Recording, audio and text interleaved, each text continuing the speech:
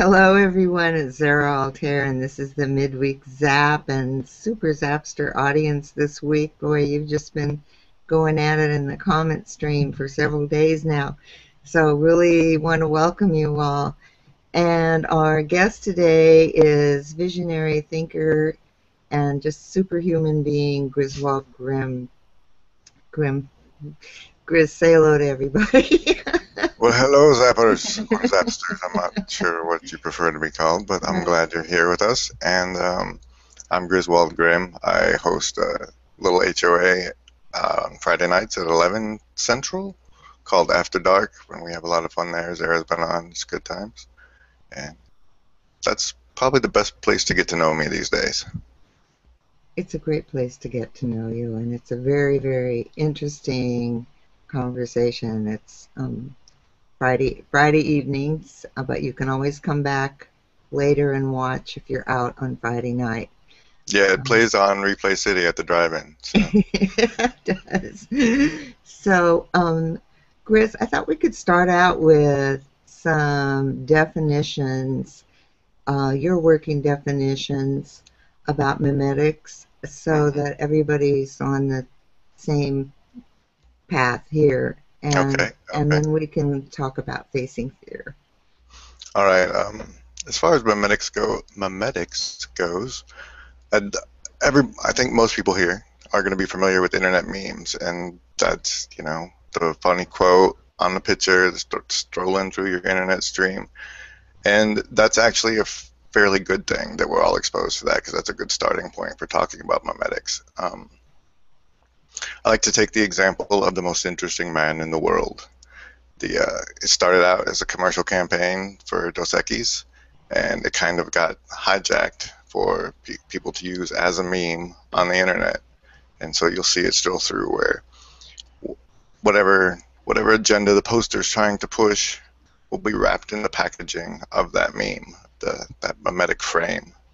And so that's a working definition of meme, I think. Dawkins called it the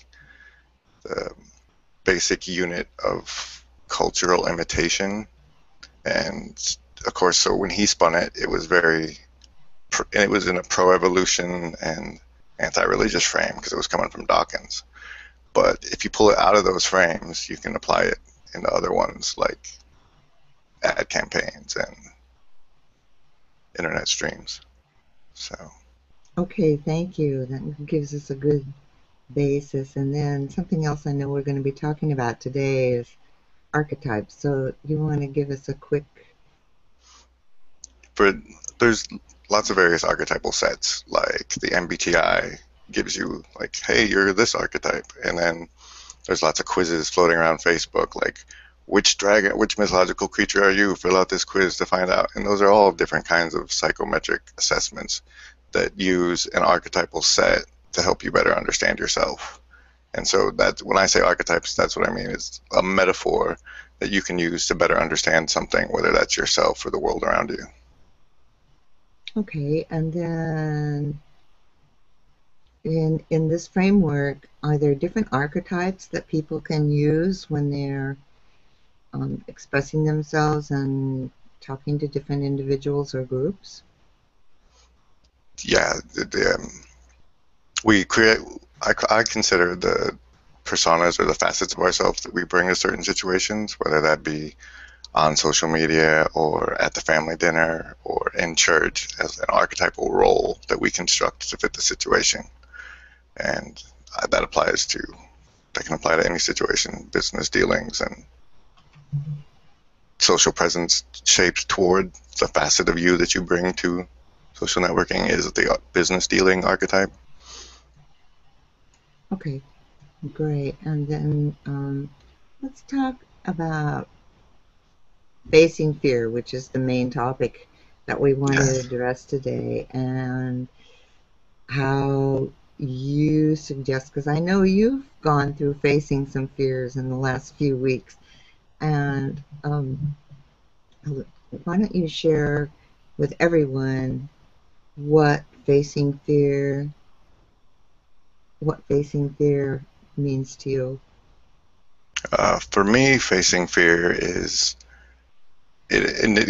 when you identify, hey, I'm scared of something, I'm procrastinating from not doing this, so there's something about it that bothers me, and am I afraid of it? And fear is like the boundary of uncertainty, but like we can respond with fear to uncertainty, or we can respond with, it's an option. But if we're having fears, it's something that should get our attention.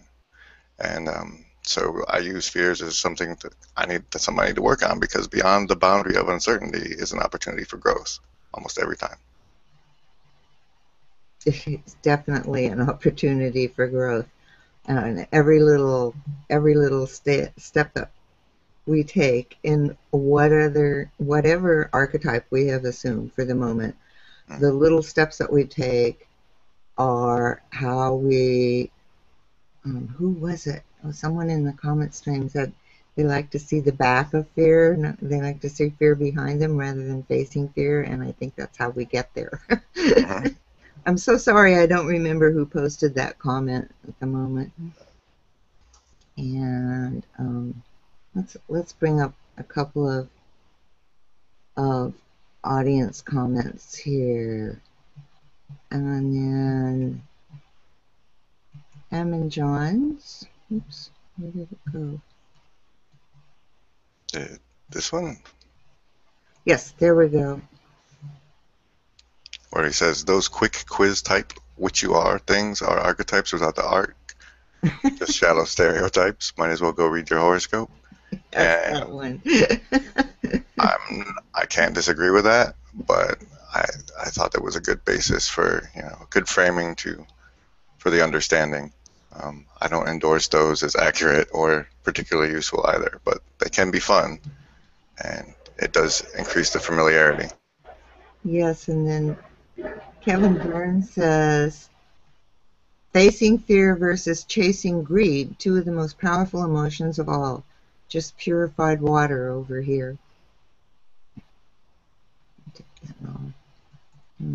So the opportunity for sustenance does provide a pretty powerful motivator for a lot of people. The opportunity for sustenance is, one of those basics. None of us are going to last very long without sustenance. At what point does hunger turn into greed, I guess, is something we can all answer for ourselves. But some of the same prime motivations, I think. It is some of the same prime motivations. And I know the other day we were talking about love and opposites, and you told a story of the Cherokee two dogs. Maybe you could talk a little about that tale here. I'd be glad to. That's one of my favorites. The tale of the two dogs is cast as a grandfather talking to his grandson about life, and typically they're Indians, and the story goes that every man has two dogs fighting inside himself. One is fear, or one is love, and one is hate. And for me, that I saw more truth in it when it was spun toward rather than hate. The black dog was fear, and probably because I like Bill Hicks, and that was that influence. But so as the story goes on, the kid, the two dogs are fighting for control of the man's behavior, basically. And the grandson asked the grandfather, "Grandpa, which one wins?" And the grandpa comes back with the bit of wisdom: it's the one you feed. And in this case of the dogs and thoughts inside our heads, whether it's fear or love or any emotion really, if we feed it our attention, if we feed it our thought power, our energy, it does grow stronger. And that's true of both fear and love, I think. It is, and whichever dog you are feeding gains more power. Just we were talking about basic sustenance.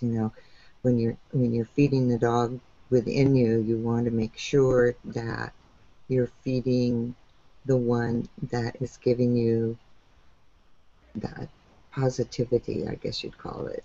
I'd say it's important that you're mindful of Yeah. which dog you're feeding, and that I would not recommend starving the black dog because everything knows things that get hungry can be more vicious, and fear serves a valuable purpose. It, like I said earlier, it highlights where some opportunities might be for one thing, whether that's an opportunity for growth or whatever, but you also want to be mindful of fear because it does serve the primal purpose of keeping us safe. And usually that's what fear is trying to do, is keep us safe. But sometimes we just have to tell it, it's all right, there's nothing to be scared of here, I got this. And that's a big part of facing fears. It is a big part of facing fears, and I know for neuroscience, it locates those things in specific parts of our brain, and the amygdala is geared toward setting off those fight or flight instances, and we do have to, in our modern world, really take a look and say, no, it's okay, it's all right, um, I'm okay with this, and you don't have to go through all that right now. And And simple physiological things like um, doing a few deep breaths can help lower that fight or flight when we don't need it at that particular time. And I want to go on to talk about all of this and what it has to do with marketing, but I wanted to start off with a question from Margarita Ferro. yes. Okay, and so Margarita asks a fast question. If you have time in the show, when you were talking about gaming, as in the social plane of games, and you do not, hold on, and you do not feel that if we do that on Google Plus, people will notice, feel played, and so feel resentful at having been played? That's And, that's a okay, really solid question. I think I'm going to try and reframe it a little bit. okay, Um, I think the question is essentially, if we gamify what we do on G Plus, won't people feel that we're gaming them? And that's a valid concern as far as, like, I take that I respect that. Like the whole content warfare approach is a little outside of my comfort zone as far as feeling gamed. But everything we do influences other people. I think that's what the connectivity of the internet is really showing us, is that we're all influencers. And what we share to our stream and other people actually see goes into their mind and processes, whether they scroll through it or if they take a deep dive and let a lot of it spend some time with it. It becomes what you consume becomes part of you. And that's true of content as well. And I think that seeing it as a game allows you to recognize that there are people out here playing it as a game. And I like to think of like memes as magic, and that everybody should become acquainted to the level that they can recognize black magic when they see it. And I think just because you know that magic is being used and you can use some yourself doesn't mean that you're crossing a line. It's just memetics is a tool. Gamification is a tool. And it's always going to be about how you choose to use those. okay, that's really great. And there's a second part of her question, which I can't bring up on the screen because it's one long piece, but she says, I think people pay more attention to what they read. I feel instinctively that they will notice if you deliberately use game theory on them online. I feel they would resent it. I would, if I noticed someone doing it to me. How then to promote one's business using game theory without creating the resentment factor in the potential client? Well,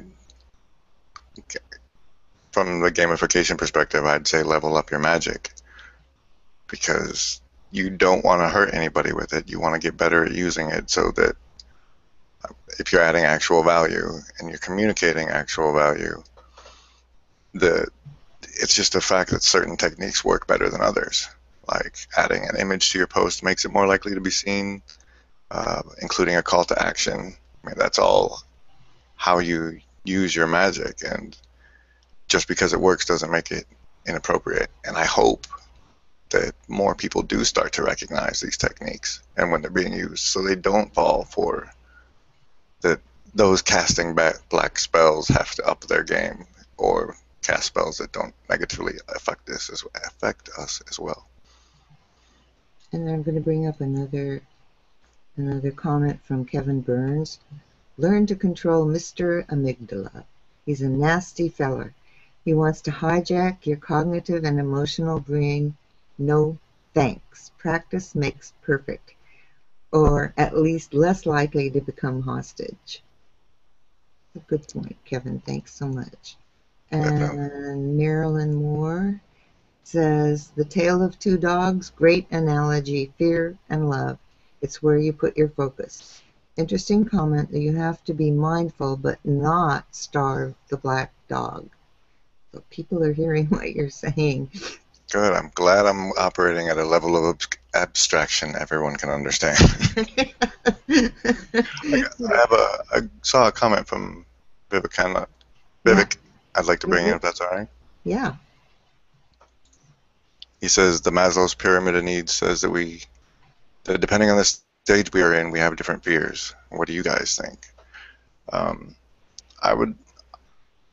actually mentally trying to map the needs to the chakra system, because I think that having 7 primary motivational needs that we each have to address it's just like, I like the prism of light analogy better than the pyramid, I guess, is one way of putting it. And I think that they're all constantly running. The needs deplete over time. If you fulfill it, you're going to have to fulfill it again. That goes with hunger or anything. So I'd say the need that you have the most is probably going to be the greatest impact on what fears you have. And so that's what I think about that, Vivek. I hope that made sense and helped. And Kristen responded to Vivek as well, and she said, Vivek, trust. Definitely. Kristen, I'd kind of like you to elaborate on that if you could, about trusting. Maybe you can write a little note and we'll bring it up in a minute. And Ammon John's timestamp from Margarita, thank you so much. And Mia Voss, oh, sweetheart, says, Screech, I'm here. Thank you so much for showing up. Mia, Bob Voss is no longer with us. It's really hard times for me. I really appreciate you coming by. Okay. Cheryl asked, does the intent behind the gaming make a difference then? That's right, yeah. And I think what our core values are going to influence how we approach anything we do. So yes, that includes gamification or just doing business, however we want to view what we're doing, whatever our actions are. I think intent always makes a difference. I think intent always makes a difference too, and I think especially when it comes to marketing and putting ourselves out there, that whatever at the bottom of whatever it is that you're posting, say on Google Plus, that your intent about your persona, your business persona, is how you discern what you're posting and what you're not posting. In other words, for me, there are oftentimes posts that I see, especially images, that I really like, but they may not be something that is going to, say, resonate with my target market, or they don't want to see 25 of them. I may want to look at all 25 of them, but that doesn't mean that what I'm putting out into the world is all 25 of them. And so I know we talked about this the other day when we were chatting about where we were going to go today, and that our intent and our persona or public persona, because we all, do a lot on our personal profile, but it's still our public persona. Our public persona, we need to keep that in mind and have that intention in mind whenever we are posting. And Well, so it's base. It's a base. Yeah. Okay. I want to go into that a little bit if I can. Yeah. Before we separate out into business and just personal profiles, Mm-hmm. I agree completely that you need to be contextually aware of what you're sharing and where you're sharing it. But I would go as far as to say that here on Google Plus, where you're sharing it can change what you're comfortable communicating with. Like whether if the post is public, yes, but there's private communities, there's public communities, there's walls where you can let different parts of yourself express and not worry about what's being seen as your public persona. But I think that's a very good reason for separating your business persona and your public persona. I mean, you're always going to reflect on your business, but if your business has a profile, then its core values can you can leave out the ones like, hey, I like cat gifts. Right. Stay true to the core values of your business through having a separate business profile. And that's why I asked the audience the question about what mythological creature their business was, because it can have its own characteristics separate from yours. Yes, that's very, very true. And then I wanted to, I think Em and John's framed this. Spirituality worries about chakras. Marketers go for your pleasure centers, emotional, your amygdala, fears, or your G spot, Hammond. Well, I don't disagree with that, Emmett, at all. But I think that you can map pleasure centers to chakras for a different perspective on what's triggering, what the triggers are. And the better we identify our own triggers, the less control the marketing spells will have over us, because we'll decide whether or not I want to have my need met in that way by that person. Okay, and then Marilyn Moore brings up a good comment. She says, good intentions, honorable intentions, are important, but also important to stay informed on best practices so that our good intentions don't go awry. So I think another way of framing that would be to keep our intentions and our practices in alignment. Mm-hmm. It's very good to stay informed in what works, and that way you have better control over the results you're getting from your actions by staying informed of the best practices. So for certain, complete agreement there. You wanted to go a step further and talk about um, what Vivek might call actualization, but how best practices for one person might be different um, than best practices for another person. Oh yeah, I think the practices are going to be shaped on context and the core values of the person and what signal they want to be sending out. Everyone does have their own unique message, and that's really the beauty of the network, is that we get to swap and find the ones that best resonate with our truest selves. That's so true. And then Kristen did respond. Kristen Drysdale says, haha, my response, trust, was directed to Vivek, asking how I knew he was smiling today. I could strive to make sense from Maslow's model, but I'd be stretching even my own belief system to do it. Thanks, Kristen. Yay for cognitive flexibility.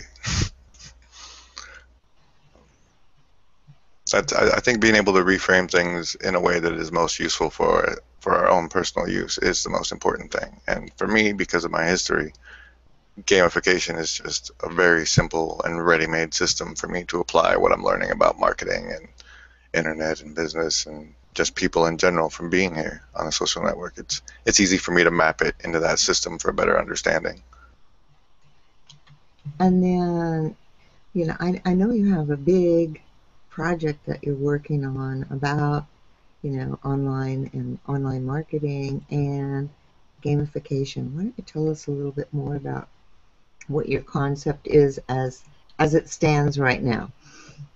As it stands right now, and probably obvious from the way I've been framing my answers and discussion here, the basic foundation is that memetics is magic, and the influence we use by using language on each other and other cultural behaviors that can be imitated, we're shaping our own culture, the culture of the species, the culture of the planet.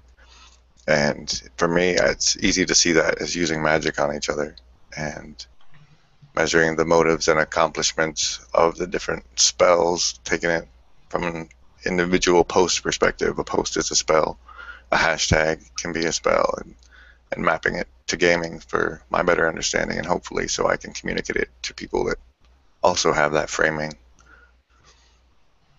Yes, and then Cheryl Deuce says, it's interesting because words like spirituality or gaming, and it is the core value we hold true that defines these words for us. At least that's what I believe. So it is important to understand another person's core value to understand how they are defining things. So is that part of the understanding that we need to understand that other person's core value? At least, if not their core values, then at least the framing they're comfortable with. I mean, like trying to frame what I'm saying for the business audience that you have built is a little bit of a challenge because I don't operate completely on that level most of the time. But I'm trying to make it to be able to communicate my message through that frame so that it resonates better with them. And I think what she says points to that. If everyone in your audience is aligned around certain core values, then knowing those core values make it much easier to communicate to that audience. We have a pretty diverse audience, and especially today. And the potentials for the YouTube audience are just, yes, who knows, right? True, right, yeah. So, and, YouTube audience makes comments later on. Okay, so Vivek brings up an interesting point. He says, Simon Sinek said, do business with those who believe in what we believe in. And how would you respond to that quote? I would respond first by saying, I think for maximum impact, that the most important thing is that our intent is to do business with those that we can help the most. I mean, the fundamental thing behind business is you can help someone somehow, and hopefully they'll be willing to pay you for it because they value the help you give them so much. And I think that if we choose to do business with people who believe in the same things as we do, it will be easier because we'll be in more alignment with them. But sometimes the people that we can help the best and who most need our help don't necessarily share our beliefs. So. Well, I think that's true, and I find just in personal practice that that's true. The people I have helped with Google Plus and their presence, and maybe something as simple as working on their profile page. I was just talking with someone yesterday, and they were like, all fired up and didn't know what they were doing. And then as we walked through and took a look at her profile page, she was like, oh, it's just like all the pieces started to fit together. And I think that's where we help the most in our business is expanding the view for our clients, no matter what it is that we do. No matter what it is that we do. Okay, Ammon Johns has an example. Example, the word scheme here in the UK simply means plan, as in a blueprint, schematic. But in the US, the word scheme almost always has a negative connotation like machinations. And That's that's true for communication, that's for sure. I'm sorry, I didn't mean to interrupt you. I'm just gonna pull Alexis in real quick because she's been a major influencer as far as the framing that I keep mentioning. And she says, I'm still going to go back to this, rewatch this, and count how many times framing has been said. She's still stuck on that word, and she's gotten, I mean, it's just so vital in helping me understand what's going on.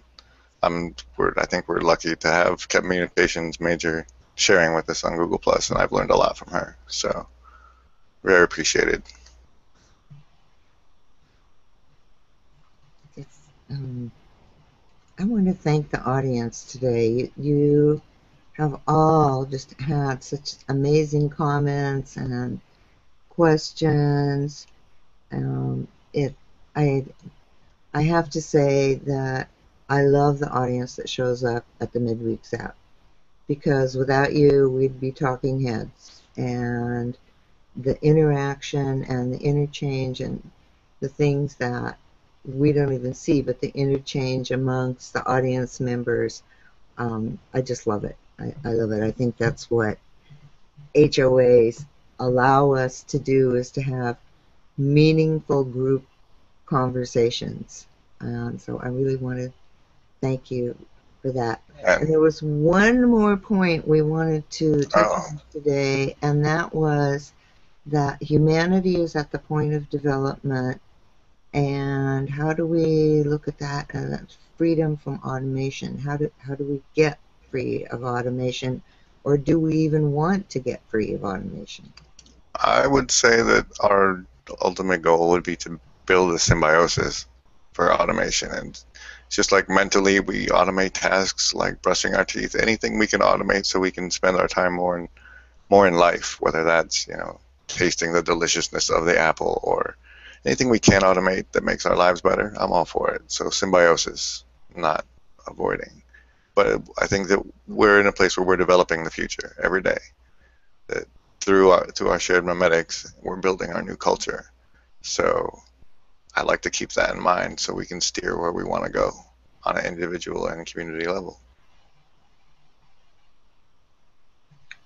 Okay, and then Alex has one more comment.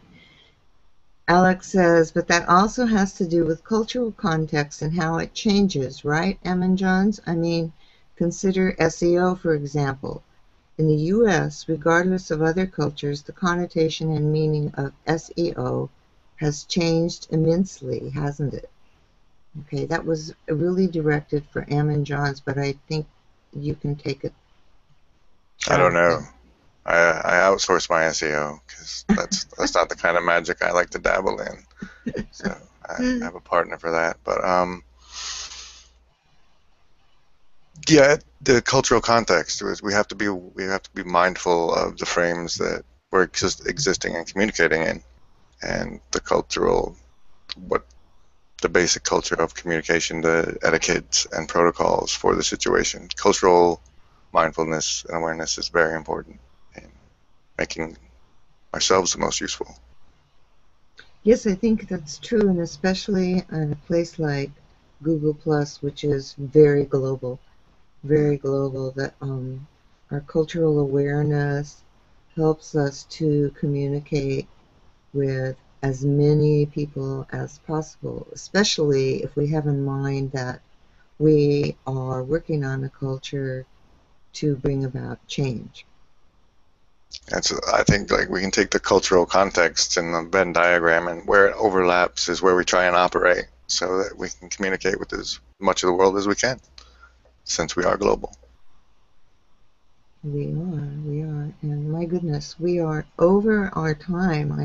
This is another quick 30 minutes, and Griz, I want to thank you for bringing your ideas and your concepts and introducing them to people who are not familiar with your thinking, and for stimulating such a vibrant conversation here. It's just been a pleasure. It's always a pleasure to hang out with you. This is the first time you've been on the Midweek Zap, and I really want to thank you for that.